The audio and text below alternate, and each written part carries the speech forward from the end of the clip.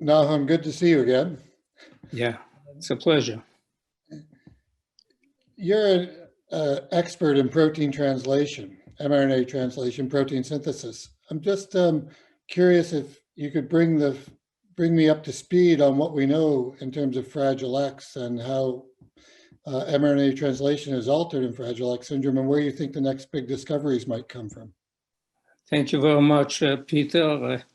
I think this is the central question in the field, and for me, of course, it's the most important one, because all the disease, the basis of the disease is missing one protein. So theoretically, for a biochemist like me, it looks like a gold mine. It's missing a protein, we see how it works. And we know that it works in translation, discovered in 1990.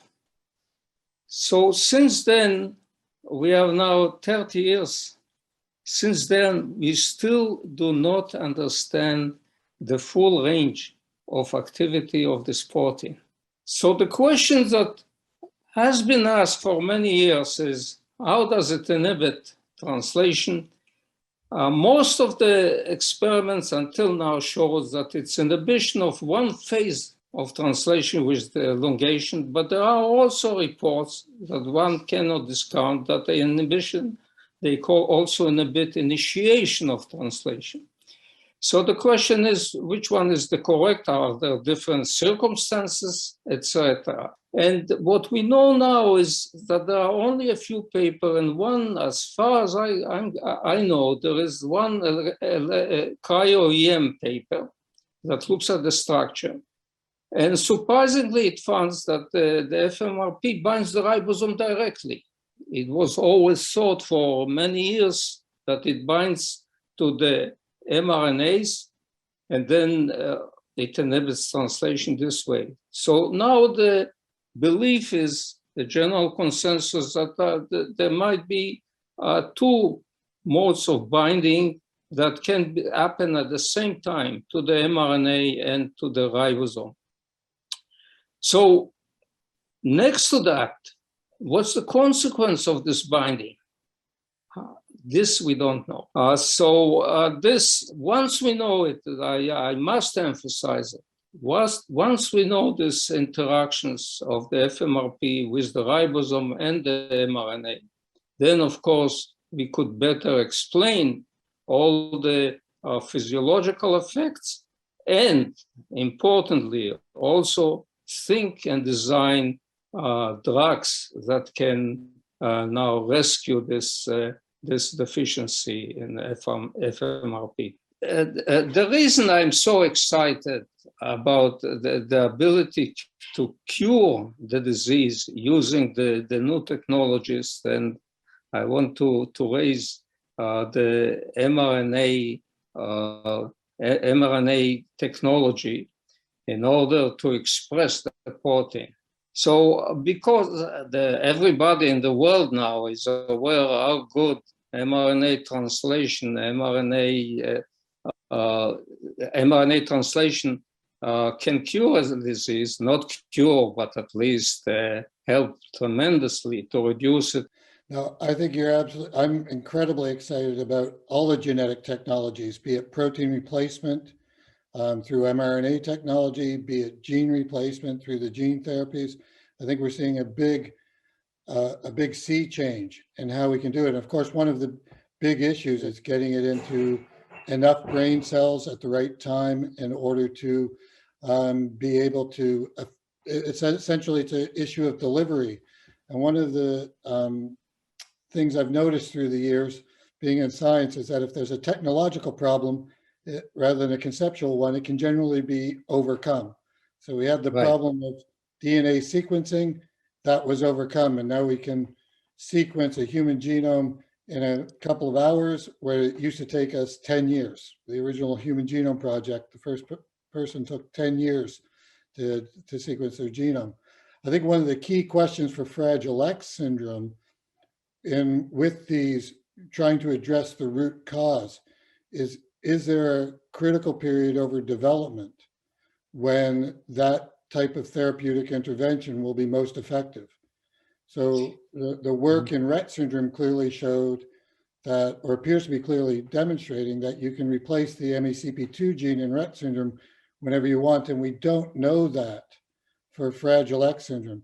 So determining whether there's critical periods, because if there are critical periods, we may lose the time window when we can effectively treat the disease by essentially replacing the gene or replacing the mRNA or the protein, in which case we're going to still have to focus on targeting the cellular physiology, the circuit physiology, to try to at least ameliorate some of the more debilitating symptoms for the kids and their families.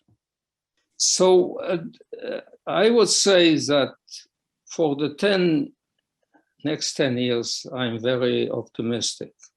As Peter commented during this discussion, he said when there is a technical problem, it's resolved. And he brought the case of the DNA. I can bring you cases like hip replacement. You know, that today it's like building a house or a bridge. So once we have the ability to solve this technical problem of delivery of the virus or the messenger RNA, make it like the COVID-19, we will solve this disease. Even when we don't know the basic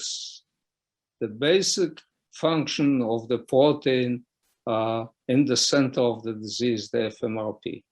I completely agree with Nahum. I think I'm very optimistic on two fronts. One, I think we'll overcome the technical hurdles of delivery, be it of RNA or DNA, that replacing the gene or replacing the protein. So I think that I'm very optimistic that there will be effective treatments in the future. I still have the one concern that I mentioned earlier, that this may have critical periods for when those are effective. But I'm still optimistic through pharmaceutical interventions, i.e. drugs, that we will learn enough about the protein over the next 20 years and its functions across development that will develop effective therapies for even people if they've passed the critical period, and really improve the lives of people with Fragile X syndrome. So I'm not sure there's one thing. Nahum, the problem is biology is very complex, and you have to understand it at the molecular level, you have to understand it at the physiology level, the circuit, and ultimately the behavior. And Nahum is completely correct. Understanding the structure of FMRP and how it's doing its functions is going to be key to target at that level. But I think understanding how the phenotypes, the pathophysiology it leads to in terms of the cellular physiology, the circuit, and ultimately the behavior, we have big challenges there as well. And I think technology can help in new imaging techniques, but I think that's what's going to take a lot more time. Peter summarized it well, and I think most scientists will agree with this. Many people do not know what Fragile X syndrome is. So they are not taught at school. And so the awareness is important. And next is to get the people that can give us the support, or give the scientists the support to advance this field and cure this terrible disease. So I think one of the things that maybe could have been brought out is Fragile X is sort of the first monogenic disorder where we sort of completed the translational circle, going from understanding the pathophysiology in animal models to going on to coming up with theories on what might be going wrong, trying to put those theories in place in the animal models and test them in the animal models, and really leading ultimately to drug development and clinical trials. And the first time you try those things, it rarely works. But Fragile X has set the benchmark for a range of these monogenic severe neurodevelopmental disorders. And it often gets criticized because we've been doing it for 20 years now, and we still don't have a therapy. But it's very rare as almost a test case. It's not surprising that you need to go through those iterations numerous times before you actually get success. And so I think that always needs to be kept in mind, that Fragile X was really the first to complete what's often referred to as that virtuous circle, going from gene discovery through to pathophysiology, through to theories and testing those theories numerous times, and then ultimately into clinical trials with newly developed drugs. So it's rare that, I don't know of a single case where that's happened successfully on the first try.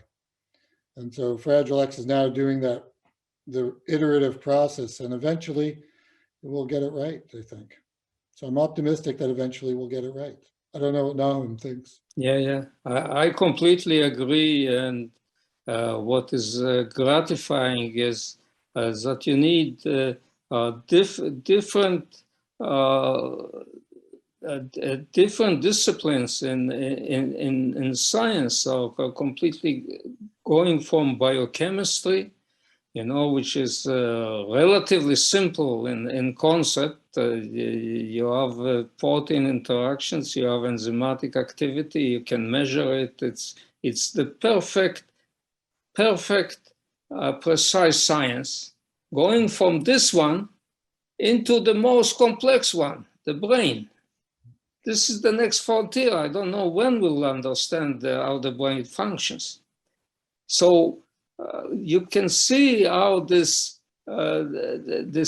consortium, if we can call it consortium, how this effort of different kind of scientists brings together to what looks to be, and as Peter said, it will be a cure for a disease.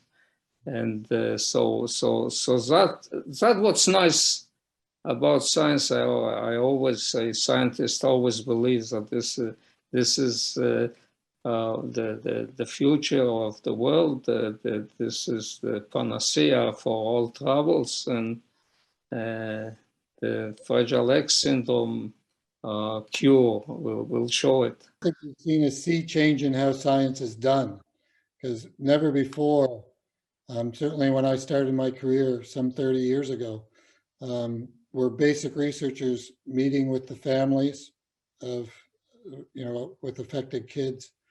And it's really become a team effort involving the societies, the families, the basic researchers, the clinicians, and in many cases, the pharmaceutical companies as well, all working as a team. And I think that's been a fundamental change in how we've attacked these disorders.